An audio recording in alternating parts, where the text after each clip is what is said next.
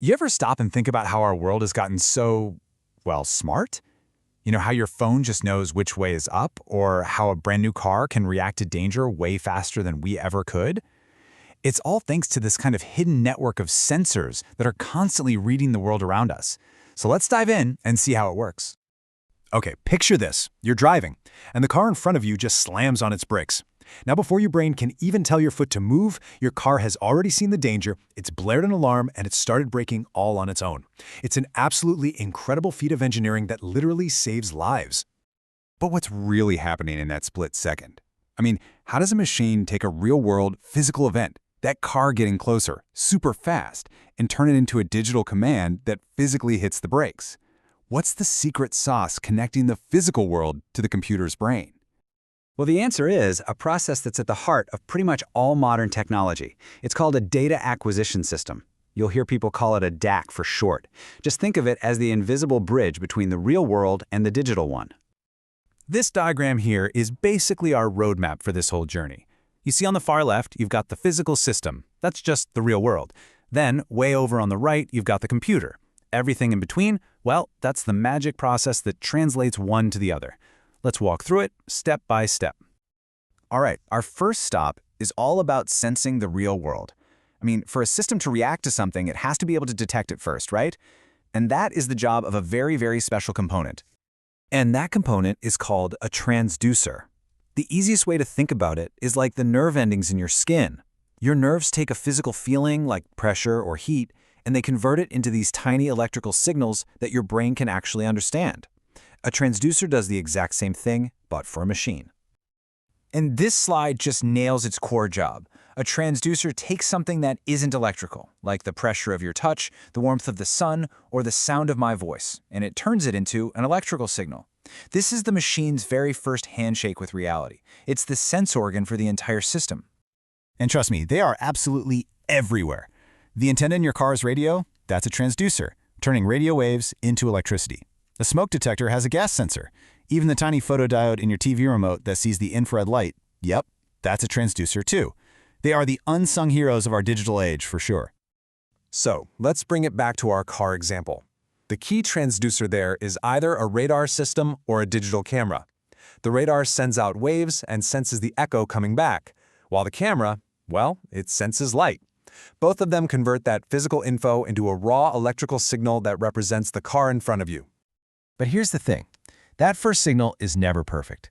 The real world is a noisy place, and the raw signal coming from that transducer is often weak and messy, kind of like static on an old radio. So the very next step is to clean it all up. Just look at the waveform coming out of the transducer on this diagram. See how it's all noisy and chaotic? That raw signal is like trying to listen to someone whispering to you from across a really crowded room. It's full of interference, it's way too quiet to be useful, and you just can't make a good decision based on bad information. And that's where signal conditioning comes in. This stage acts like a professional audio engineer.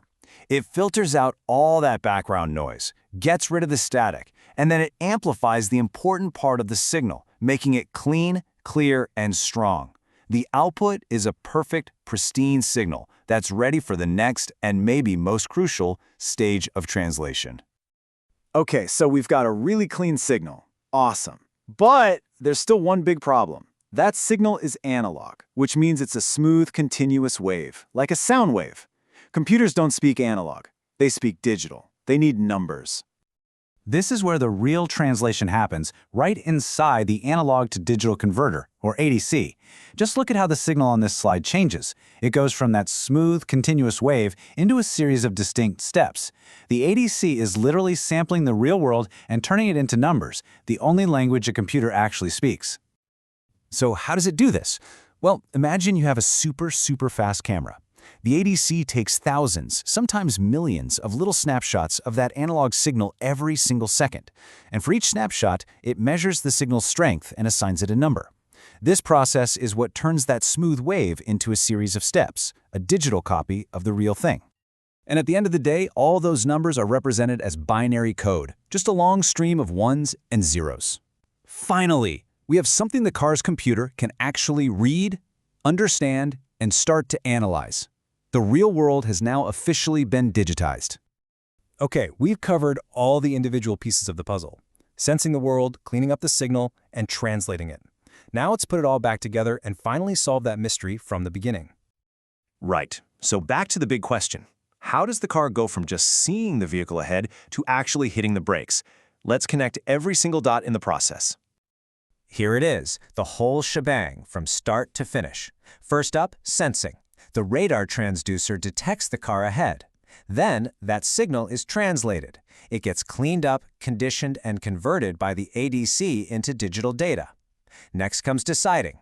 The car's computer crunches those numbers, realizes a collision is about to happen, and makes a choice. And finally, acting.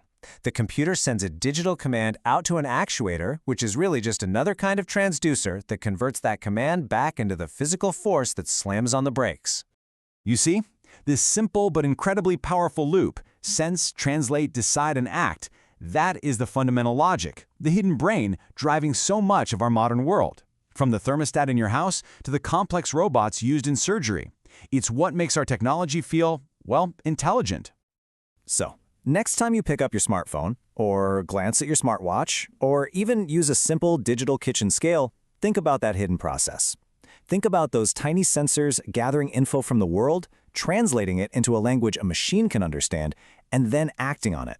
Now that you know what to look for, where else do you see this hidden brain at work?